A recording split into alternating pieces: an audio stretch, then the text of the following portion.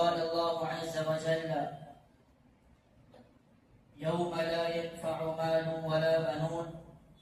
إلا من أتى الله بقلب سليم. تمام قسم کی تعریفات اس اللہ رب العالمین وحدہ لا شریک کے ساتھ خاص ہیں، جو ہمارا حقیقی خالق، حقیقی مالک اور حقیقی رازق ہے، جس نے اس کائنات کو وجود بخشنے کے بعد ہم انسانوں کو اس دنیا میں پیدا فرما کر صرف اور صرف اپنی عبادت کا حکم دیا اور اس کے ساتھ کسی کو نہ شریک کرنے کا بھی حکم دیا گیا۔ انگنت درود و سلام ہو ہمارے آخری پیغمبر جناب محمد رسول اللہ صلی اللہ علیہ وسلم پر، جنہیں اللہ رب العالمین نے اس کائنات کا ایسا نبی اور ایسا رسول بنا کر مبعوث فرمایا، بلکہ ایسا اخلاق کا پیکر انسان مبعوث فرمایا کہ اس سے پہلے اور قیامت تک ایسا انسان کبھی بھی پیدا نہیں ہو سکتا۔ حضرات گرامی، اللہ رب العالمین سے ڈرتے رہو، اسی کی اطاعت کرو، فرما برداری کرو اور اپنی زندگی کے اوقات اسی کی عبادت میں گزارو، اور انسان کی زندگی گزرتی جا رہی ہے اور انسان کے اعمال بھی لکھے جا رہے ہیں۔ ہر انسان کے لیے ضروری ہے کہ وہ اپنے اعمال کا محاسبہ کرے اس سے پہلے کہ اس کا حساب کیا جائے، کیونکہ یہ زندگی عمل کی زندگی ہے، یہاں پر حساب نہیں ہے، اور مرنے کے بعد کی زندگی وہ حساب کی زندگی ہے، وہاں پر عمل کی اجازت نہیں ہے۔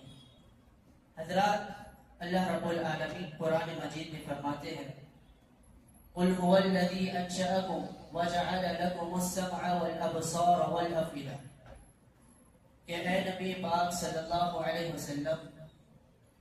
آپ میرے بندوں سے کہیے کہ وہی ذات ہے جس نے تم کو پیدا کیا، جس نے تمہارے لیے آنکھ، کان اور دل کو بنایا۔ یہ دل اللہ رب العالمین کی ایسی عظیم نعمت ہے کہ جس کے اندر انسان کے خیالات، اس کی سوچ، اس کی فکر اور اس کے آئیڈیاز تبدیل ہوتے رہتے ہیں، بدلتے رہتے ہیں، اسی وجہ سے اسے دل کہا جاتا ہے۔ اور اس دل کا رمضان المبارک کے مہینے سے بہت ہی گہرا تعلق ہے، اور اسی چیز کو آج ہم سمجھنے کے لیے یہاں جمع ہوئے ہیں کہ کس طرح سے انسان کے دل کا، ایک مسلمان کے دل کا رمضان کے مہینے سے تعلق ہے۔ جب رمضان کا مہینہ آتا ہے تو ہر مسلمان کے لیے ضروری ہوتا ہے کہ وہ اپنے دل کی اصلاح کرے، اپنے دل کی نیتوں، اپنے دل کے ارادوں کو درست کرے، اپنے دل میں تبدیل ہونے والے آئیڈیاز، سوچ و فکر اور اسی طرح سے نیتوں اور ارادوں کو درست کر دے۔ یہی کیا ہے اصل رمضان کے مہینے کا مقصد ہے۔ اللہ رب العالمین نے رمضان کے مہینے کا مقصد بیان کرتے ہوئے فرمایا کہ اے مومنو، تم پر اللہ رب العالمین نے اسی طرح سے روزوں کو فرض کیا ہے جس طرح سے پہلی امتوں پر روزوں کو فرض کیا گیا تھا، اور کہا لعلکم تتقون، مقصد یہ ہے تاکہ تم اللہ سے ڈرنے والے بن جاؤ، تاکہ تمہارے دل میں اللہ کا تقوی پیدا ہو جائے، تاکہ تمہارے دل میں اللہ کا ڈر، اللہ کا خوف پیدا ہو جائے۔ اور اسی تقوی کے تعلق سے اللہ کے رسول صلی اللہ علیہ وسلم نے تقوی کی جگہ کو بیان کرتے فرمائے کہ تقوی انسان کا کہاں ہوتا ہے، تقوی کی جگہ کیا ہے، انسان کا ڈر اور خوف کہاں پایا جاتا ہے اللہ کے تعلق سے۔ اللہ کے رسول صلی اللہ علیہ وسلم کے بارے میں آتا ہے، انہوں نے فرمایا اپنے سینے کی طرف اشارہ کرتے ہوئے، اپنے دل کی طرف اشارہ کرتے ہوئے، التقوی ہا ہونا، التقوی ہا ہونا، وَيُشِيرُ إِلَىٰ صَدْرِهِ 3 مرات، 3 مرتبہ اللہ کے رسول صلی اللہ علیہ وسلم نے اپنے دل کی طرف اشارہ کرتے ہوئے فرمایا کہ انسان اللہ کے تعلق سے جو ڈرتا ہے، جو خوف رکھتا ہے، انسان اللہ کے تعلق سے جو تقوی رکھتا ہے، انسان جب متقی بنتا ہے تو اس کا ڈر، اس کا خوف، اس کا تقوی اس کے دل میں پایا جاتا ہے۔ اس سے ایک بات یہ پتہ چلتی ہے کہ انسان کے ظاہری اعمال سے کبھی بھی یہ فیصلہ نہیں کیا جا سکتا کہ وہ اللہ سے ڈرتا ہے۔ اس کے دل میں اللہ کا تقوی ہے۔ اللہ کا تقوی اور اللہ کا ڈر، اس کا علم خود اس بندے کو ہوتا ہے اور اس سے زیادہ اس بندے کے رب کو ہوتا ہے کہ انسان کے دل میں کتنا اللہ کا ڈر ہے، انسان کے دل میں کتنا اللہ کا خوف ہے، انسان کے دل میں کتنا اللہ کا تقوی ہے۔ یہ صرف اور صرف اللہ رب العالمین کی ذات جانتی ہے، کوئی انسان اس کا اندازہ نہیں لگا سکتا۔ اسی لیے کسی بھی انسان کے بارے میں اچھا یا برا ہونے کا فیصلہ جج نہیں کرنا چاہیے۔ یہ فیصلہ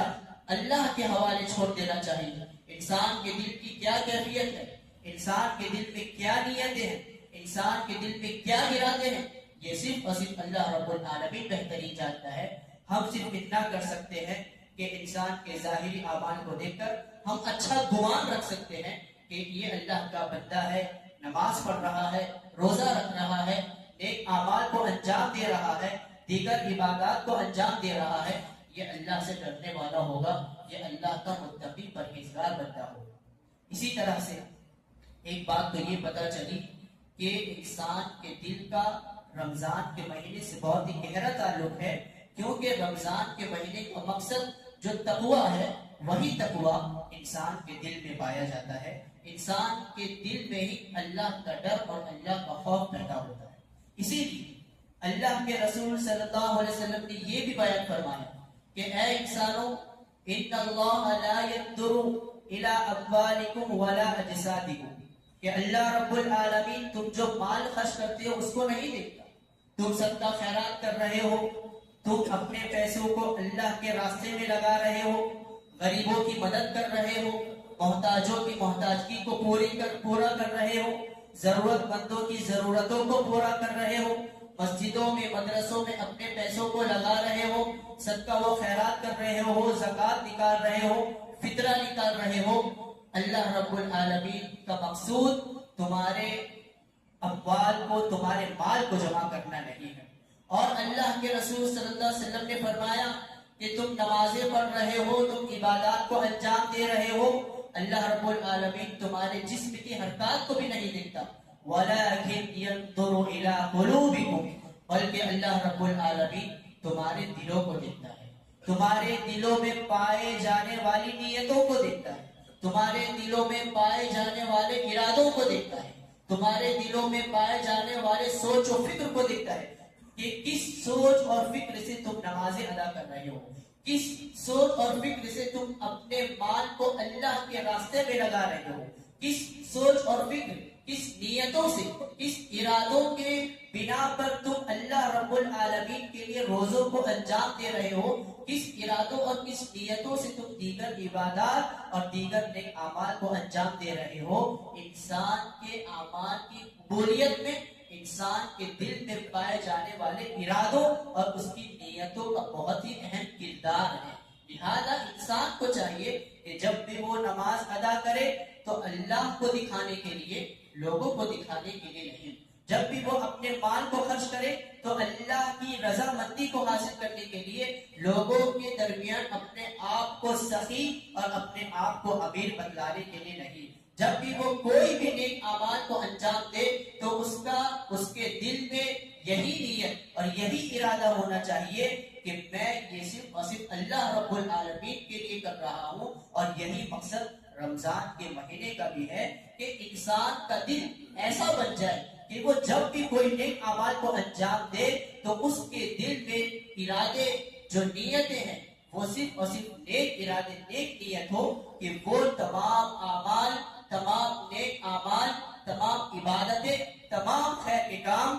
صرف اور صرف اللہ رب العالمین کے لیے کرنے والا بن جائے۔ یہی مقصد ہے اللہ رب العالمین کا رمضان کا مہینہ جو کہ عظیم مبارک مہینہ ہے ہمیں عطا کرنے کا، کہ انسان کا دل صرف اور صرف اللہ رب العالمین سے جڑ جائے، صرف اور صرف اللہ رب العالمین سے رابطے میں قائم ہو جائے، صرف اور صرف اللہ رب العالمین سے اس کا دل تعلق قائم ہو جائے۔ یہ کیا ہے؟ رمضان کا ایک بہت بڑا مقصد ہے کہ انسان کا دل بدل جائے، انسان اپنے دل کے ارادوں کو بدل دے، اپنی نیتوں کو بدل دے۔ جو ارادے غلط تھے، جو نیتیں بری تھی، جو ہم شہرت کے لیے لوگوں کو دکھانے کے لیے نیک اعمال کو انجام دے رہے تھے، اب رمضان کا مہینہ شروع ہوا ہے، یہاں سے اپنے دل کو ایک نئی زندگی عطا کرنا ہے، یہاں سے اپنے دل کو ایک نیا ارادہ، ایک نئی سوچ، ایک نئی فکر، ایک نئی نیت پیدا کرنا ہے کہ یہ تمام چیزیں صرف اور صرف ایک اللہ رب العالمین کے لیے ہو۔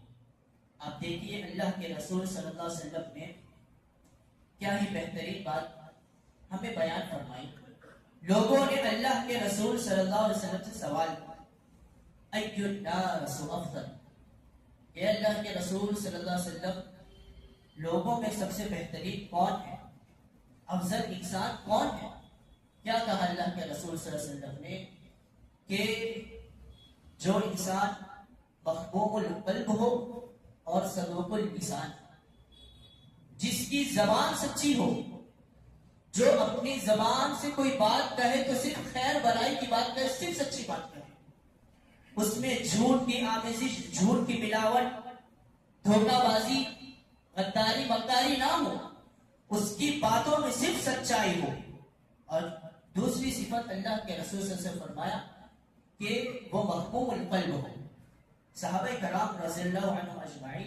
جو کہ ہمیشہ اس فکر میں رہتے تھے کہ اللہ کے رسول صلی اللہ علیہ وسلم یا اسلامی تعلیمات جو بھی ان کے سامنے بیان کی جاتی ہے وہ اس کو اچھے سے سمجھ لیں، یہ صحابہ کرام کی صفت میں سے، اور یہی صفت مسلمانوں کی بھی ہونا چاہیے کہ جب بھی ان کے سامنے اسلام کے تعلق سے دین کے نام پر کوئی بھی بات کہی جائے تو ہر مسلمان کی یہ فکر ہونا چاہیے کہ وہ اس دین کی بات کی حقیقت کو جانے کہ وہ چیز صحیح ہے یا غلط ہے، اور اس کی گہرائی کیا ہے، اس کا صحیح معنی اور مطلب کیا ہے۔ اللہ کے رسول صلی اللہ علیہ وسلم نے صحابہ نے اللہ کے رسول صلی اللہ علیہ وسلم سے پوچھا، یہ مخموم القلب کیا چیز ہے؟ صدوق اللسان تو ہم سمجھ رہے ہیں کہ زبان سے سچی باتیں کہنا، جھوٹ بیان نہیں کرنا، کسی بیانی سے اپنے آپ کو بچانا، لیکن یہ مخموم القلب کیا چیز ہے؟ اللہ کے رسول صلی اللہ علیہ وسلم نے فرمایا، ایسا دل کہ جس میں التقی النقی، اللہ رب العالمین سے ڈرنے والا دل، اور ایسا دل جو مکمل طور سے پاک و صاف دل ہو۔ ہم اپنے دل کو دو طرح سے صاف کریں، ایک اللہ رب العالمین کے تعلق سے اور دوسرا اللہ رب العالمین کے بندوں کے تعلق سے۔ اللہ رب العالمین کے تعلق سے صاف اپنے دل کو کر لے کہ ہم جو بھی عبادت اور جو بھی نیک کام، جو بھی خیر کا کام کریں گے صرف اور صرف اللہ رب العالمین کے لیے کریں گے، اور اللہ رب العالمین کے علاوہ کسی بھی انسان کو دکھانے کے لیے نہیں، کسی بھی شہرت کے لیے نہیں، اپنے آپ کو فیمس کرنے کے لیے نہیں، اپنے آپ کو لوگوں کے درمیان بہت زیادہ اچھا انسان بتانے کے لیے نہیں، تمام کے تمام نیک اعمال صرف اور صرف اللہ رب العالمین کے لیے۔ یہی کیا ہے؟ مخموم القلب کا پہلا معنی التقی، کہ وہ دل کہ جس میں اللہ کا ڈر ہو، وہ دل کہ جس میں اللہ کا خوف ہو۔ آج ہمارے دل میں اللہ کا خوف کہاں ہے؟ آج ہمارے دل میں اللہ کا ڈر کہاں ہے؟ ہم قدم قدم پر نہ جانے کیسی کیسی نافرمانیاں کر جاتے ہیں، لیکن ہمیں گناہ کا احساس نہیں ہوتا، ہمیں اپنی غلطیوں کا احساس نہیں ہوتا، گویا کہ ہم مسلمان احساس کمتری کا شکار ہو چکے ہیں، جبکہ غلطی کا اقرار کرنا یہ انسان کی فطرت ہے۔ اللہ رب العالمین نے جب آدم علیہ السلام اور شیطان کا واقعہ جو آسمانوں کے اوپر پیش ہوا، جب ابلیس نے اللہ کی نافرمانی کی اور سجدہ نہیں کیا، تو اس نے کیا کہا قال رب بما اغویتنی، اللہ کو کہا کہ تو نے میرے خلاف پلاننگ کی، تو نے میرے خلاف سازش کی، اور تو نے میرے خلاف سازش کی، میرے خلاف پلاننگ کی تاکہ میں تیرے سے دور ہو جاؤں۔ یہ شیطان کی فطرت ہے کہ وہ اپنی غلطی کا اقرار نہیں کرتا، اپنی غلطی کا سارا بوجھ سامنے والے پہ ڈالتا ہے۔ کیا آج یہ ہمارا عمل نہیں ہے؟ ہم کوئی غلطی کرتے ہیں، شیطان نے بہکایا، ہم کوئی گناہ کا کام کرتے ہیں، فلاں دوست کی وجہ سے، فلاں انسان کی وجہ سے میں نے ایسا کیا۔ یہ شیطان کی فطرت ہے۔ آپ سے اگر کوئی غلطی ہو رہی ہے تو آپ اس کا اقرار کریں۔ کیوں؟ کیونکہ غلطی کا اقرار کرنا یہ انسان کی صفت ہے، انسان کی فطرت ہے۔ اسی لیے جب آدم علیہ السلام سے غلطی ہوئی، اللہ نے کہا تھا اس درخت کے پاس نہیں جانا، وہ غلطی ان سے ہوئی اور وہ اس درخت کے پاس چلے گئے۔ اللہ نے عظیم جنت جیسی نعمت ان سے چھین لی اور انہیں زمین پر ڈال دیا۔ انہیں اپنی غلطی کا احساس ہوا اور کہا ربنا ظلمنا انفسنا، کہ اے ہمارے رب، میں نے غلطی کی ہے، میں نے اپنے اوپر ظلم کیا ہے، میں نے اپنے نفس پر ظلم کیا ہے، یہ میری غلطی تھی۔ گویا کہ انسان ہونے کے ناطے انہوں نے اپنی غلطی کا اقرار کیا۔ لہذا ہر انسان کو آدم علیہ السلام جو کہ ہمارے باپ ہے، اپنے باپ کی زندگی سے یہ سبق حاصل کرنا چاہیے کہ جب بھی کوئی غلطی ہو، چاہے وہ کتنی بڑی ہی کیوں نہ ہو، چاہے وہ کتنی چھوٹی ہی کیوں نہ ہو، اللہ رب العالمین کے سامنے روئے، گر گرائے اور اپنی غلطی کا اقرار کرے۔ اپنی غلطی کا اقرار کرنا یہ انسان کی زندگی میں برکت کا ذریعہ اور سبب ہے، اور اپنی غلطی کا اقرار کرنا انسان کو مصیبتوں اور پریشانیوں سے نکال کر صحیح راستے پر لانے کا ذریعہ اور سبب ہے۔ اسی لیے اللہ رب العالمین نے آدم علیہ السلام کو خود بتلایا کہ اب تمہیں کس طرح سے اللہ رب العالمین سے معافی مانگنا ہے۔ فَتَلَقَّى آدَمُ مِن رَّبِّهِ كَلِمَاتٍ فَتَابَ عَلَيْهِ، اللہ رب العالمین نے خود آدم علیہ السلام کو دعا سکھلائی، خود راستہ بتلایا کہ اب تم نے غلطی کر دی ہے، تو اب تمہیں کس راستے کو اپنا کر کے، کس راستے پر چل کر کے اپنے آپ کو کامیابی کی طرف لے جانا ہے۔ یہ انسان کی فطرت ہے کہ وہ اپنی غلطی کا اقرار کرے اور اپنی غلطی کو اللہ رب العالمین کے سامنے رکھے۔ تو میں یہ کہہ رہا تھا کہ اللہ کے رسول صلی اللہ علیہ وسلم نے افضل انسان، بہترین انسان کے بارے میں فرمایا کہ بہترین انسان وہ ہے کہ جو التقی، جس کے دل میں اللہ کا ڈر اور خوف ہو، اللہ کا تقوی ہو، اللہ رب العالمین کا نام سنتے ہی اس کی آنکھوں میں آنسو آ جائے، اس کا دل لرزا جائے اور اللہ رب العالمین کے سامنے اس کی آنکھوں سے آنسو بہنے لگے اور وہ اپنی غلطی کا اعتراف کرتا جائے اور اللہ رب العالمین اس کی غلطی کو معاف کرتا جائے۔ یہی کیا ہے؟ رمضان کا مقصد۔ دوسری صفت اللہ کے رسول صلی اللہ علیہ وسلم نے بیان فرمائی اور کہا النقی، پہلے صفت کا تعلق اللہ رب العالمین سے تھا، دوسری صفت کا تعلق النقی، کہ اللہ کے ساتھ تمہیں اپنے دل کو، اپنی نیتوں، اپنے ارادوں کو بہترین بنانا ہے۔ دوسرا یہ کہ اللہ کے بندوں کے تعلق سے بھی تمہیں اپنے دل کو مکمل طور سے پاک و صاف کرنا ہے۔ آج ہمارے دل میں ایک دوسرے کے تعلق سے، ہمارے بھائی بہن ہوں، ہمارے دوست و احباب ہو، ہمارے دیگر رشتے دار ہو، ہمارے اڑوس پڑوس کے رہنے والے ہو، یا کوئی مسلمان ہو جو ہمارے نظروں کے سامنے روز آتا جاتا ہو، آفس میں کام کرنے والا ہو، اسکول کالجوں میں پڑھنے والا ہو،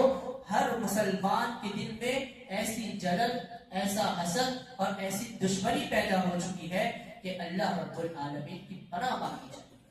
ایک حدیث جو بہت ہی بہترین اور بہت ہی بہترین واقعہ ہے اسی کے تعلق سے کہ ہمارے دل میں حسد، جو ایک دوسرے کے تعلق سے ہمارے دل پاک و صاف نہیں ہے، گندگی سے بھرے ہوئے ہیں، اس چیز کو سامنے رکھتے ہوئے آپ کو ایک واقعہ میں سنانا چاہتا ہوں۔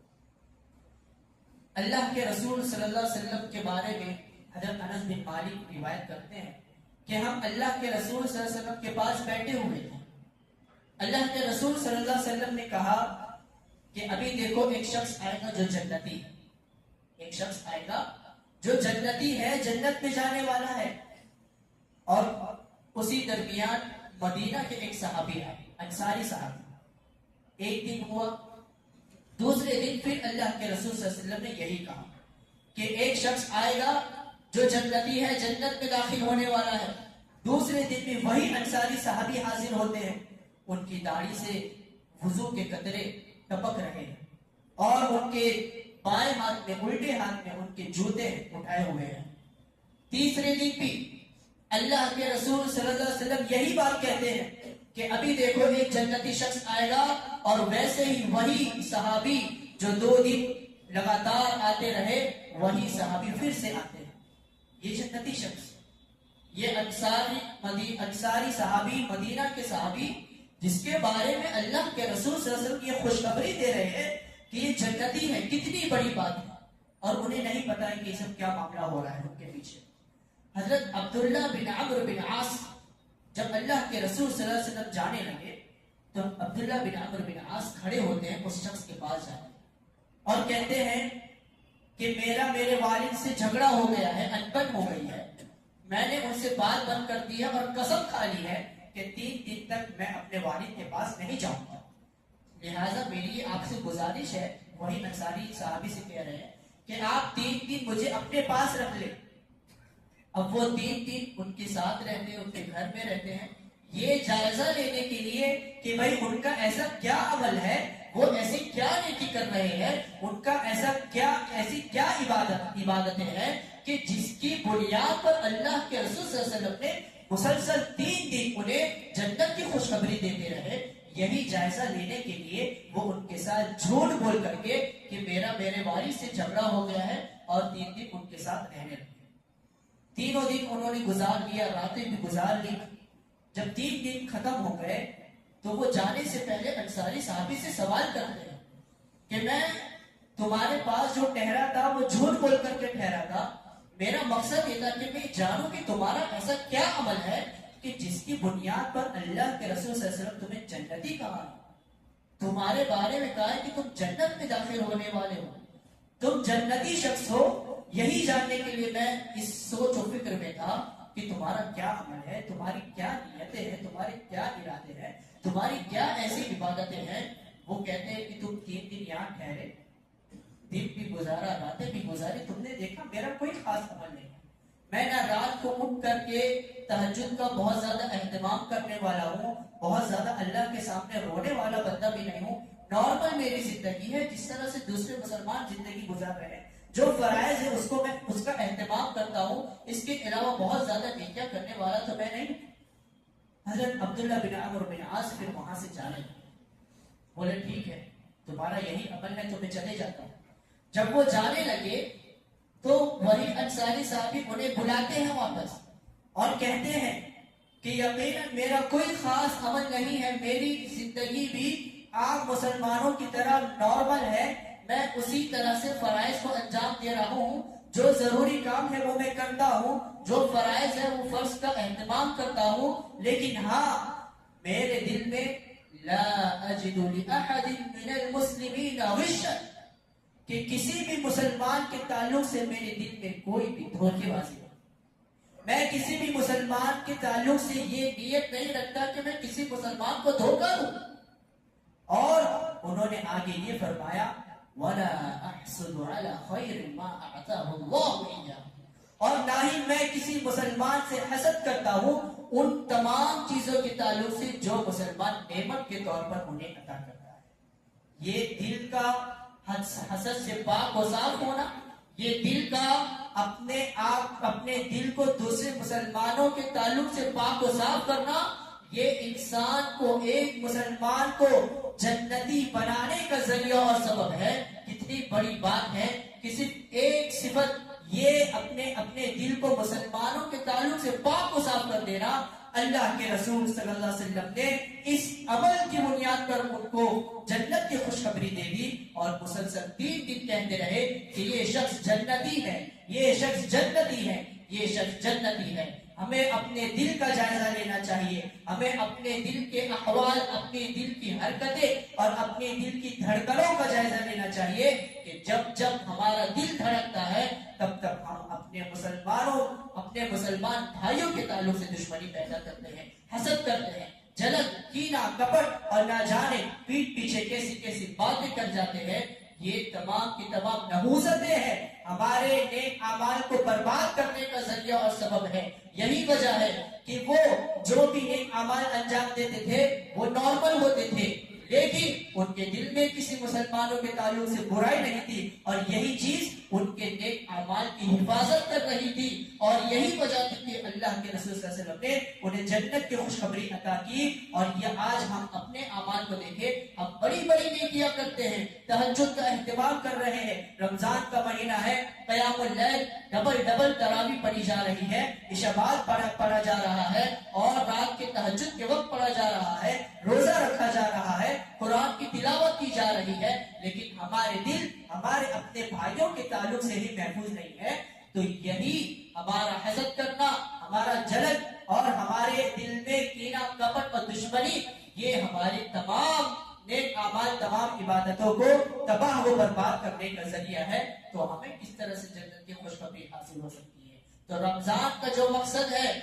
التقوی لعلکم تتقون، کہ تم اپنے دل میں اللہ کا ڈر اور خوف پیدا کر لو، اور ساتھ ہی ساتھ اللہ کے بندوں کے تعلق سے اپنے دل کو پاک و صاف کر لو، تب جا کر یہ رمضان کا مہینہ تمہارے دل کو تبدیل کرے گا، یہ رمضان کا مہینہ تمہاری زندگی کو تبدیل کرے گا، یہ رمضان کا مہینہ تمہاری زندگی میں انقلاب کو برپا کرے گا، تب جا کر تمہاری عبادتیں تمہیں فائدہ پہنچائیں گی، تب جا کر تمہاری عبادتیں تمہیں جنت میں لے جانے کا ذریعہ اور سبب بنے گی، تب جا کر تمہاری یہ عبادتیں اللہ رب العالمین کو خوش کرنے کا ذریعہ اور سبب بنے گی، تب جا کر تمہاری یہ عبادتیں، تمہارا یہ روزہ رکھنا، تمہارا یہ نمازوں کا اہتمام کرنا، تمہارا یہ قرآن کی تلاوت کرنا، تمہارا دیگر نوافل کا اہتمام کرنا، سنتوں کا اہتمام کرنا، یہ تمام کی تمام عبادتیں، نیکیاں اسی وقت تمہیں فائدہ پہنچائیں گی جب تمہارے دل تمہارے بھائیوں کے تعلق سے پاک و صاف ہوں گے، اور یہی عبادتیں ہمیں جہنم کی آگ سے بچانے کا ذریعہ اور جنت میں دخول کا ذریعہ اور سبب بنے گی۔ لہذا ہمیں چاہیے، اچھا اللہ رب العالمین، ایک آخری بات کہہ کر میں اپنی بات کو ختم کروں گا۔ اللہ رب العالمین نے کہا یوم لا ينفع مال ولا بنون الا من اتى الله بقلب سلیم، کہ تمہارا مال، تمہاری یہ اولاد تمہیں کل قیامت کے دن کوئی بھی فائدہ نہیں پہنچانے والے۔ انسان کو فائدہ اسی وقت ہوگا جب وہ صحیح سالم دل اللہ کے سامنے لے کر جائے گا، پاک و صاف دل، تقوی والا دل اللہ کے پاس لے کر جائے گا، تو دیگر نیکیاں اللہ کے یہاں اس کے کام آئیں گی۔ امام ابن تیمیہ کہتے ہیں کہ صحیح سالم، قلب سلیم کیا چیز ہے؟ کہ ہر وہ چیز جس کا اللہ نے حکم دیا اور جس سے اللہ رب العالمین نے منع کیا، اس کے علاوہ اپنے دل میں کوئی حرام خواہش پیدا کرنا، یہ کیا ہے؟ قلب سلیم کے خلاف ہے۔ یعنی اللہ نے جس کا حکم دیا ہے اور جس سے منع کیا ہے، اپنے دل میں صرف اسی چیز کو بچا کر کے رکھنا کہ یہ حکم ہے، یہ کرنا ہے، یہ منع کردہ چیز ہے، اس سے بچنا ہے، یہ کیا ہے؟ قلب سلیم ہے۔ آج دیکھیے انسان کا دل سلامت نہیں ہے، رمضان کا مہینہ آتا ہے، سگریٹ نوشی کرنے والا سگریٹ چھوڑ دیتا ہے، بلکہ اب تو مسلمانوں کا حال اتنا برا ہو چکا ہے کہ رمضان کے مہینے میں بھی وہ سگریٹ کو چھوڑنے کے لیے تیار ہے۔ آپ دیکھیے روزہ کھولتے ہی چائے وغیرہ کی دکان پر جائیے، نوجوان، مسلمان نوجوان جس کی عبادت کے بارے میں اللہ کے رسول نے فرمایا کہ جوانی کی عبادت اللہ کو بہت پسند ہے، وہ مسلمان نوجوان روزہ رکھنے کے بعد، روزہ افطار کرنے کے بعد دکانوں پر جاتا ہے، معاشرے میں جاتا ہے، سگریٹ نوشی کرتا ہے، اور سگریٹ کو بجھانے کے لیے زمین پر پھینک کر کے اپنے پیروں سے گزرتا ہے۔ یہی چیز اپنے نفس میں، اپنے من میں اور تمہارے دلوں میں جو بری خواہشات پیدا ہو رہی ہے، اسے اپنے پیروں سے کچلنے والا ہے۔ اپنی گندی خواہش، بری خواہش اور بری چیزوں کو،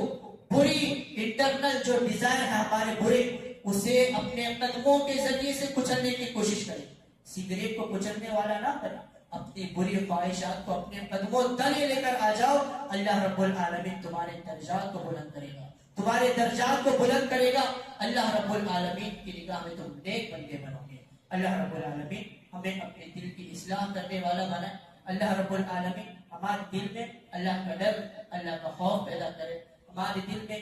آپسی جو جھگڑے ہیں، جو تنازعات ہیں، حسد ہے، کینہ کپٹ ہے، مسلمانوں کے تعلق سے جو ہمارے دل میں بری چیز پائی جاتی ہے، اللہ رب العالمین ان تمام چیزوں سے ہمارے دل کو پاک و صاف کریں، ہمارے دلوں میں ایک دوسرے کے لیے محبت پیدا کریں، رمضان کے مہینے سے پورا فائدہ اٹھانے والا بن جائے۔ اللہ رب العالمین رمضان کے جو مہینے بعد جو دن ایام باقی ہیں ان ایام میں اس دنوں میں اللہ رب العالمین زیادہ سے زیادہ عبادات کو انجام دینے والا بنائے۔ اللہ رب العالمین ہمارے دل کو پاک و صاف کرے۔ اللہ رب العالمین ہماری ان عبادات کو، ہمارے ان روزوں کو، تراویح کے اہتمام کرنے کو جنت میں داخل کا ذریعہ اور سبب بنا دے، جہنم سے بچنے کا ذریعہ اور سبب بنا دے۔ اللہ رب العالمین جب تک زندہ رکھے، توحید پر زندہ رکھے، کفر و شرک سے ہماری حفاظت فرماتے رہے۔ اللہ رب العالمین ہماری تمام دعا کو قبول فرمائے۔ آمین۔ وآخر دعوانا الحمدللہ۔